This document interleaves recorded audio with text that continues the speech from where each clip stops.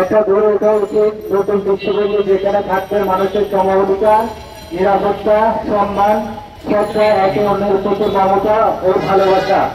এই মানবিক দেশ হিসাবে যেন আমরা বিশ্বের দরবারে আমরা দাঁড়িয়ে উঠতে পারি, এবং ভালো মানুষ হলেই ভালো দেশ হবে। আর ভালো দেশ হলেই আমরা বিশ্বের কাছে আমাদের মাথা উচ্চতা করা সম্ভব। তা আমরা এই মানবিক প্রাণীর পক্ষ থেকে আমরা বারবার বলতে চাই যে আমরা আসুন সবাই একাত্রিত হয়ে দেশের কল্যাণে, জাতির কল্যাণে সত্যিকারে আমরা সেবক হিসাবে এবং ভালো মানুষ হিসাবে এবং দাস হিসাবে মানুষের কল্যাণে সেবা করতে চাই। তো সেই সেবার উদ্দেশ্যে নিয়ে আমরা মাঠে আছি, মাঠে থাকবো। আমরা আগামী দিনে নতুন বাংলাদেশ চাই, যেখানে থাকবে না কোনো হানাহানি, মারামারি, কাটাকাটি, হিংসা, বিদ্বেষ, দল মল নির্বিশেষে সবাই আমরা এক বাঙালি, বাংলাদেশি। আমাদের পরিচয় ভালো মানুষ, ভালো দেশ, সর্বভূমি বাংলাদেশ। সবাই ভালো থাকবে। মানবতা সৃষ্টি হবে না, কারণ আমরা একা হলো ব্যক্তি আর সঙ্গ হলো বড় শক্তি। তা আমরা সবাই বলে যদি সুসংগঠিত হতে পারি, তাহলে এর চেয়ে বড় শক্তি পৃথিবীতে তো আর কিছু নেই। সেই জন্য আমরা মনে করছি মহা ঐক্য জোটের মাধ্যমে যে একটা মানবিক পার্টি বাংলাদেশে আত্মপ্রকাশ করতে যাচ্ছে, সেই পার্টির আত্মপ্রকাশ হিসাবে আমরা বাংলাদেশের মানুষের মানবতার কল্যাণে আমরা কাজ করতে চাই। এবং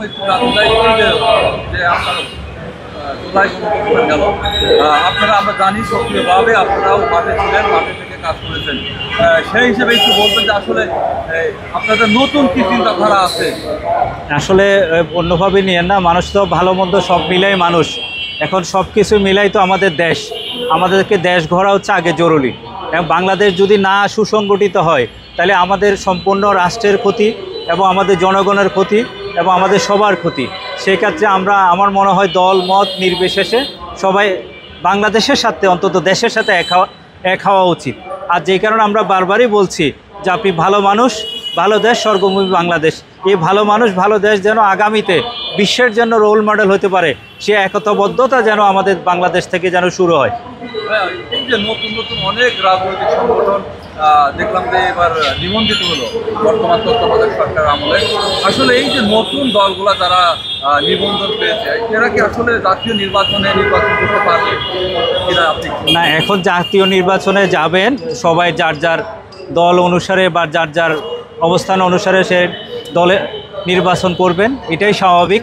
কিন্তু সেই ক্ষেত্রে দল মত নির্বিশেষে ঐক্য জোটে যদি সঠিক এবং সুন্দরভাবে নির্বাচন সুসংগঠিত হয়, তাহলে সেক্ষেত্রে নির্বাচনে যাওয়াটা অত্যন্ত কল্যাণকর।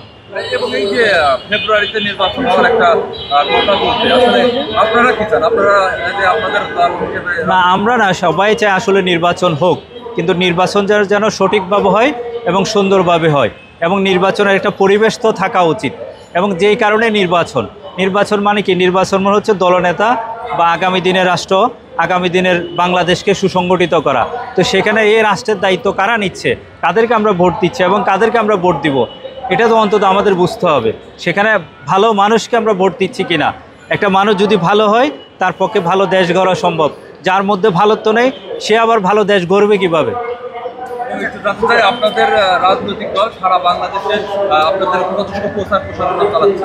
আমরা বাংলাদেশ মানবিক পার্টির পক্ষ থেকে পুরো বাংলাদেশে 64 জেলায় আমরা প্রচারণা চালাচ্ছি, এবং আমরা চাচ্ছি একটা মানবিক সংগঠন এবং মানবিক বাংলাদেশ যেন আগামী প্রজন্মের জন্য গড়ে ওঠে, এবং সবার যেন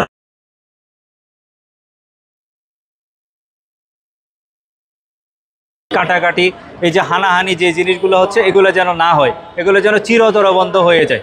সেই জন্য আমি বলবো আগামী প্রজন্মকে এবং সুশীল সমাজকে, আমাদের বাংলাদেশের সবচেয়ে বড় একটা পার্ট হচ্ছে সুশীল সমাজ আগামী প্রজন্মের, এই সুশীল সমাজকে এই আগামী দিনের রাজনীতিতে এগিয়ে আসা উচিত।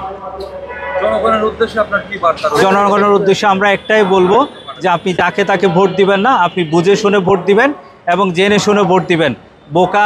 আমাদেরকে অনেকবার বোকা বানিয়েছে, কেউ যেন আমাদেরকে বোকা বানাইতে না পারে। আগামী দিনে আমরা যেন সুন্দর, সমৃদ্ধ এবং ভালো বাংলাদেশ বানাইতে পারি, এবং যারা ভালো মানুষ তাদেরকে আমরা ভোট দিব।